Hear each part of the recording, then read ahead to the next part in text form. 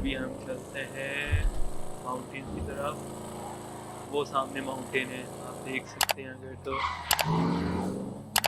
उस माउंटेन के ऊपर हमें जाना है, देखिए कितनी हाइट है उसकी। तो चलें।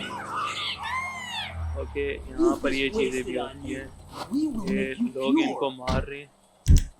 हमारे पास पहले तो गन इस लड़की के साथ ही पता नहीं क्या कर रहे हैं। Hey, put that gun down! You stay out of this, child! हम जो है छुप जाते थोड़ी देर के लिए और देखते कर क्या रहे हैं ये लोग।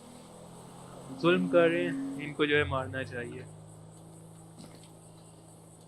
Go back to your whole shit! Oh, thank God. That was so awful. Did you hear what they were saying to me? Would you give me a ride home? I don't want to walk back on my own. Yeah, I don't blame. Come on.